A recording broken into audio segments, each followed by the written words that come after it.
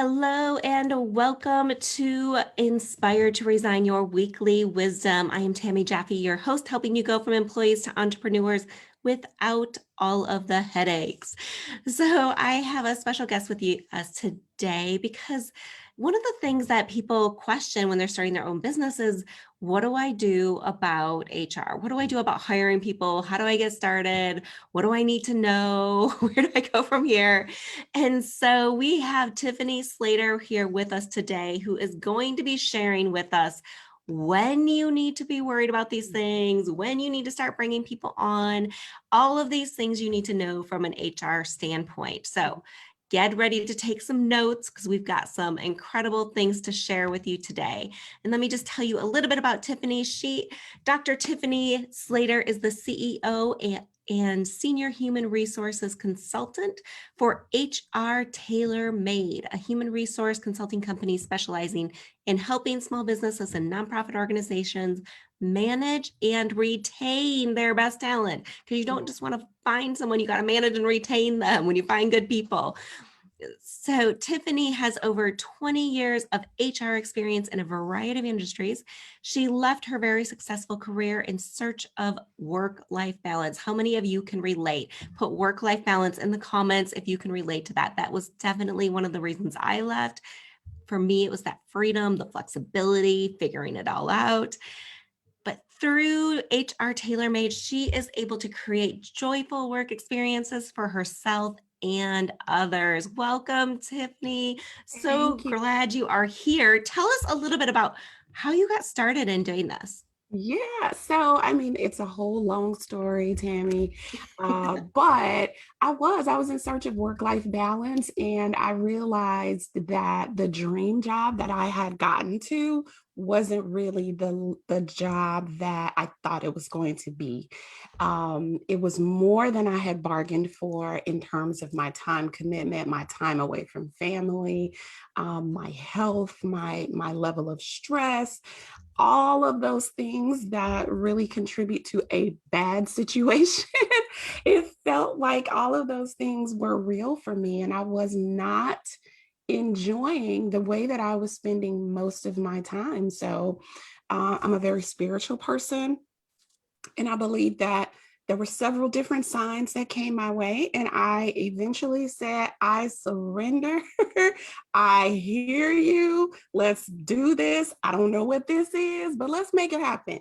And when you walk into my office, I have on the wall, it says, let your faith be bigger than your fear.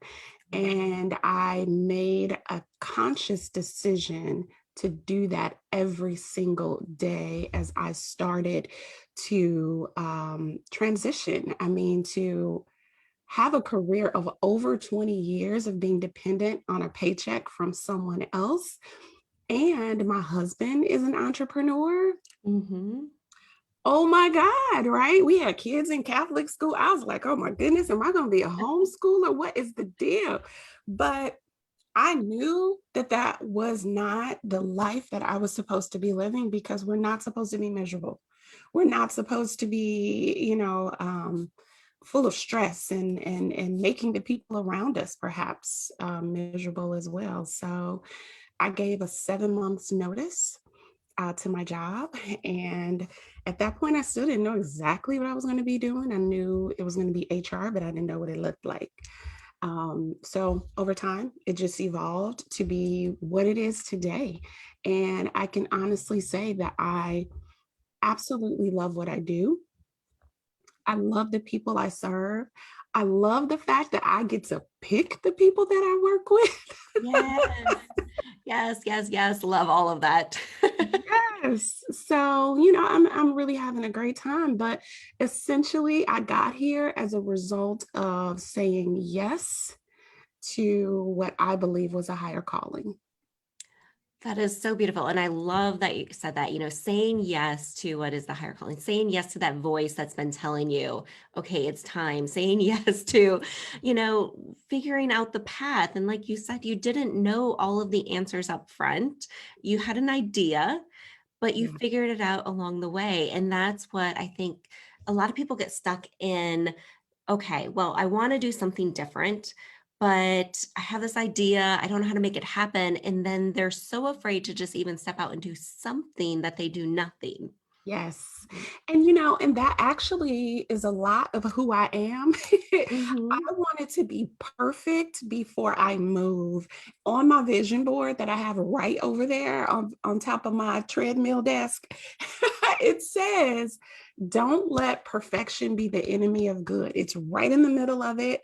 And I struggle with that. And so I am working on building the plane in the air. It is a struggle, but I do it. I do it. Yes. So, So true. Give us some hearts, some likes in the feed here if you can relate to that perfectionism paralysis that sets yes. in Yes. and overcoming that. So Tiffany, you're a great example of having to overcome that. And one of the things that we always celebrate is, the whole goal is not just to replace your income, but Mhm. to exceed it. Yes. So I know you have gotten to that point where your Yeah. first year in, you were able to replace your income and now looking in your second year to being able to double that. So tell us, like, how was that journey for you? Yeah, it was amazing.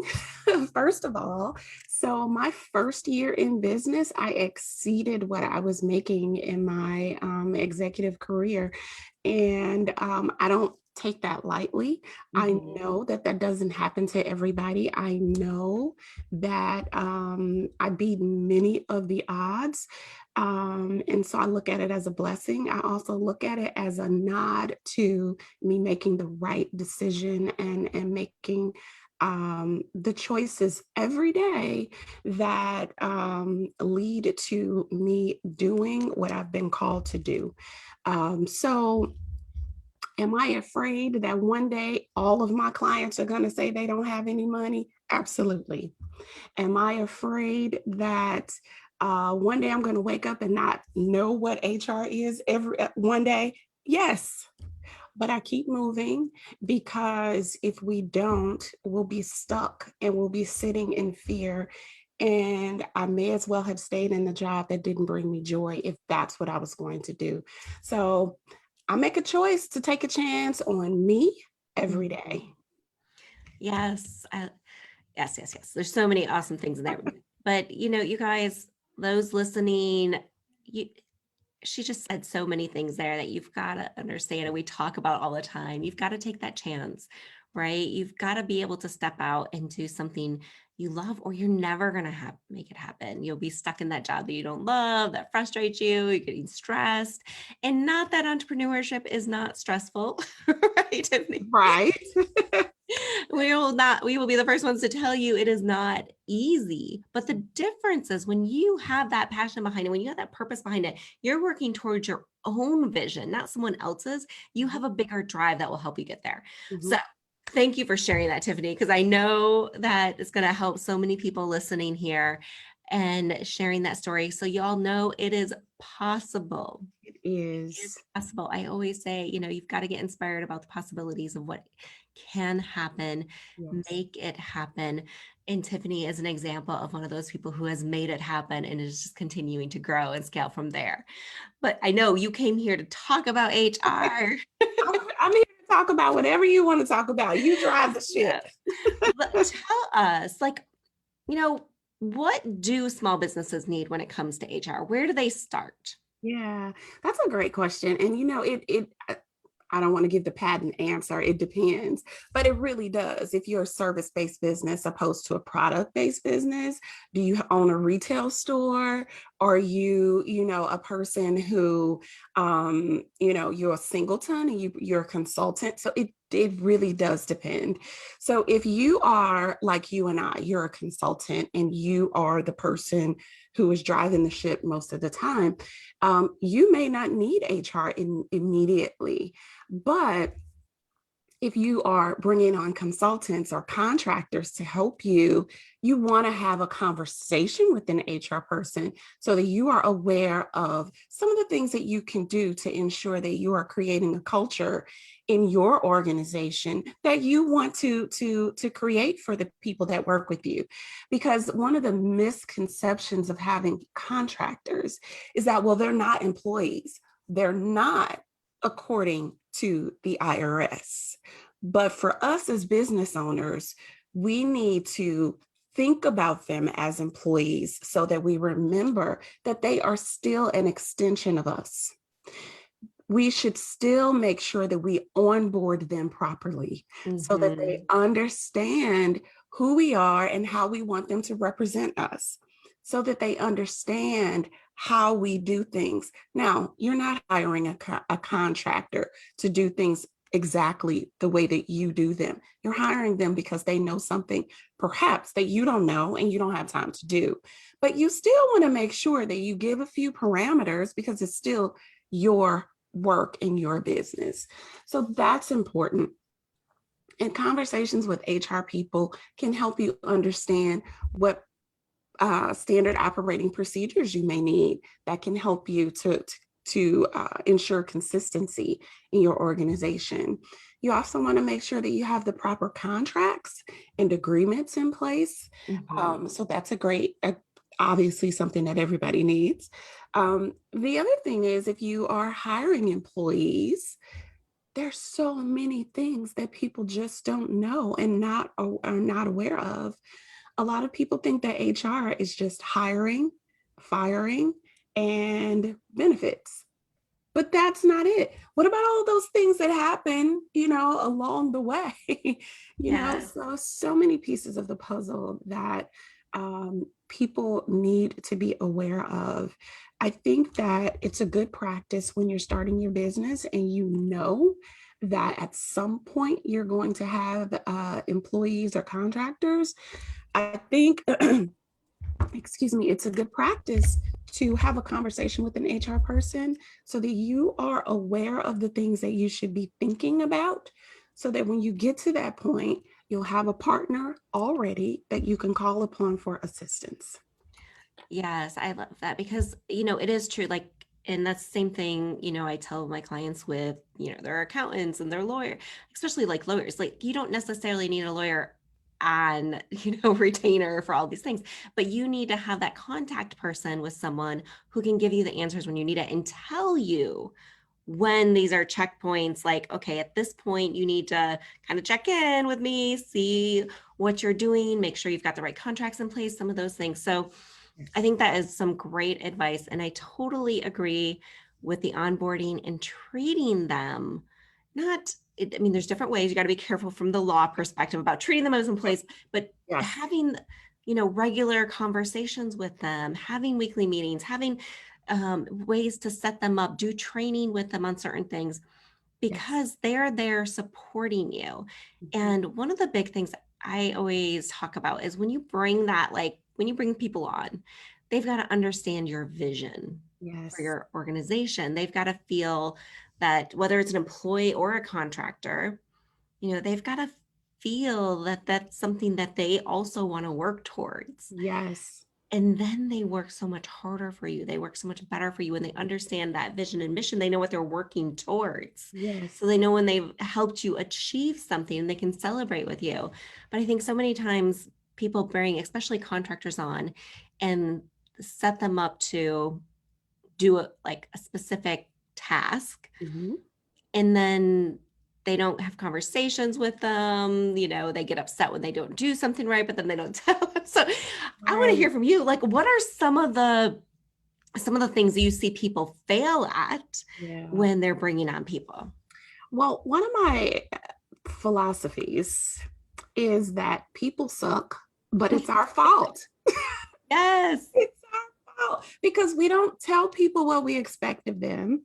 We don't, have practices of accountability. We don't Hmm. have checkpoints. We don't have instructions. We just expect people to come in the door and automatically know what to do.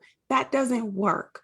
Maybe there is a superstar who will come in, figure things out, and get your entire life together, but that happens once in a lifetime. Yes, the unicorn, I call him. Exactly. So we have to make sure that when we bring on contractors and employees, we set the expectation early on. These are the things that matter. Here are the metrics that we're going to review on a weekly basis, monthly, whatever the cadence is. Here is the structure of our meetings, whatever the cadence of those meetings are. Are Mhm. you going to meet with them every morning for 5 minutes, a 5 minute morning check in, an evening check in? When are you going to meet with them, and what is the expectation for those meetings? How should they keep you abreast of where they are in their projects? How should they communicate with you if they're having a challenge? Those are things that we have to set expectations around because people don't know and they don't intend to suck. I mean, Mhm. who wants to wake up every day and it's like, I suck? Nobody wants to do that. People want to do a good job, but Yeah. we've got to tell them and help them understand what that looks like for our business. So, Yes. standard operating procedures are excellent. That is something that allows you to tell them step by step how things work and what is expected of them. The Mhm. other thing that is really good, just frequent communication and be clear about what it is you're looking for. Also, we have to know that nobody is perfect. We have to leave room for people to grow and for people to make mistakes. It's our job to help get them to the point where they are excellent. That is the type of leader that we should all seek to be. We should be helping others get to the point where they are so good that they could find opportunities elsewhere with no problem. But Mhm. because we're good to them, they don't want to go. They Yeah. want to stay with us. So that's what I want to help others create in their organization. Work environments that bring people joy and make their best talent never want to leave. Mhm. It's so true. And when they're aligned and they love what they're doing, Yeah. right? So knowing their skill sets, knowing what they do. And I always say freedom is freeing. Or Yes. sorry, feedback is freeing. Yes. So, and what I mean by that is it's not just it's freeing for you because one, way too many business owners and managers hold it in, right? They're Yes. like, oh my goodness, that is annoying me. I don't like the way they do that, but they don't tell them. Yeah. Yeah. And there is a point at which those idiosyncrasies can be a little over the top, right? Mhm. But there are some people where everything just annoys them and they Yeah. need to recognize that in themselves as well because you can Right. just run people off. But yeah, I agree with you. We are all guilty of holding things in and we need to do better. So I do it as well because we don't want to hurt people's feelings, but we Mhm. have to also remember that providing feedback helps people. And Yes. when we don't tell them that what they really think they're good at, they're not really that good at, when we don't tell them that, they're going to continue on to not do well in other areas because of that thing that they believed that they were really good at, but they're not. So you're not Mhm. helping them by holding it in. Think about it as a way of, let me help this person because I want them to be better as a human being Yeah. and because they work for me and they help me in my business. So, yeah. Yeah, and just you saying that reminded me of when I was in corporate and I had someone working for me. They kept telling me like, I want to go down this path. And so I was a head of technology for a large real estate company. And they're like, I want to go down the technology path. And I'm like, but your skill sets on the system analyst side. And they're like, but I really want to go here. This is what I want to do. And I think they thought that meant more money. And that was part of the reason they wanted to go there. And so it was at a point where I had to say, okay, here's a project. Mhm. You show me that you can do that, that you are skilled at that, that this is where you're going to grow and scale. And then we'll talk about it at the end of this project. And the thing is, they failed at the product Yeah. and it just didn't go well. And but as a manager, I also had to give them an opportunity to show them that Yes. this may not work, Yes. right? Because if they're constantly resisting, then it creates that, and they came back to me, they're like, okay, you're right. And I was like, all right, so here is what you can do that's going to make you happier, it's going to make you more successful, and these are the things you can do. So I think that's where, being able to share feedback with people, like you said, is it's Yes. critical to help them grow. It's critical to help them be the excellent person that you're trying to make them be, as you say it. And it's freeing for you. Yes. It's going to only benefit you in the long run. Yes. So you think it may be a difficult conversation, but you've got to be able to put it in that realm of how to make it a conversation that's going to work for both of you. And I know that's like some of what you help people with. So tell people what services that you offer at TaylorMade. Yes. So it's HR tailor made. And we help with employee handbooks. We serve as the HR department for small businesses. Like literally, if you walked in Pepsi and picked up the HR department and put it in my house, that's what we do for small businesses. We field employee questions. We do open enrollment. We manage benefits. We don't do payroll. We don't believe that HR is payroll, very different. Mhm. Um, we coach leaders, we coach brand new HR people in organizations, and we're getting ready to start an HR group coaching program. So we do a lot of things, but at the end of the day, what we do, our goal is to help organizations, small businesses, create opportunities of joy in the workplace. That's what we want to do. Beautifully said. And I think it is so critical for businesses as they're growing and as they're scaling to have that person they can rely on, because you don't need to hire an HR person right away, but you do need that resource. So I love that you guys have that as an Yeah, availability for the smaller businesses as they're growing and getting into that midst. It's like knowing when you can come in and help them, how you can serve them. And it's a service that's invaluable. it is. It really is. And then, I mean, I have clients that only do 5 hours a month with us because they just want to know that on a weekly basis, they have a 1 hour touch point. And then that other hour that's floating out there is usually used on developing a process or a policy or something that they've requested. So we're here to help. We love what we do. And I keep saying we because it's actually more than me. There are Yeah. three of us. And so we love this work and we love creating joy in the workplace.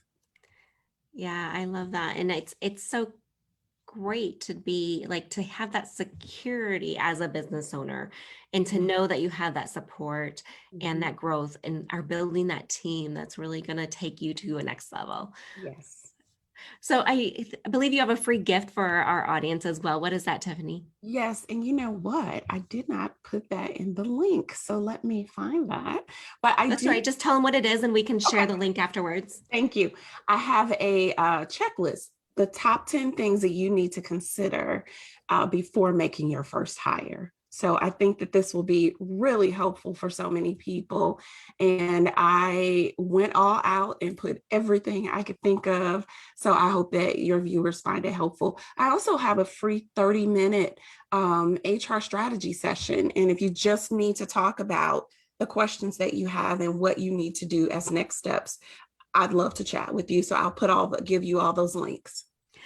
Awesome. That is so incredibly valuable because, knowing those top 10 things, right? The things you need to watch out for, the things that are going to give you that, okay, these are the checkpoints of things I need to like check in with. And when do I need to have a conversation with Tiffany or just get on the call with her now and say, okay, this is where I'm at.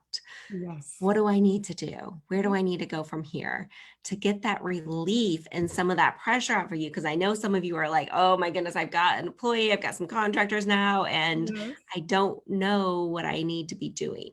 So get the freedom for yourself of knowing what that's going to take. Thank you so much for being on with us, Tiffany. It's been such a pleasure talking to you. Thank you for having me. I really enjoyed it. You are welcome. So I hope you all have an amazing rest of your day. And as you are going out into this week, let's say the challenge for you, if you have employees, the challenge for you is to take a look at what is it that you need to put in place to help that employee do better? What is Mm. that one thing that's going to make a difference? How can you have an additional touch point with them to maybe turn something around? So I want you to think about that this week, whether you've got an employee or contractor, and if you don't have anyone supporting you, maybe you need to take a look at where are you spending so much of your time that could be easily done by someone else. Mhm. That is something you could pass on so you can spend more of your time and money on money producing activities. So, those are my challenges for you this week.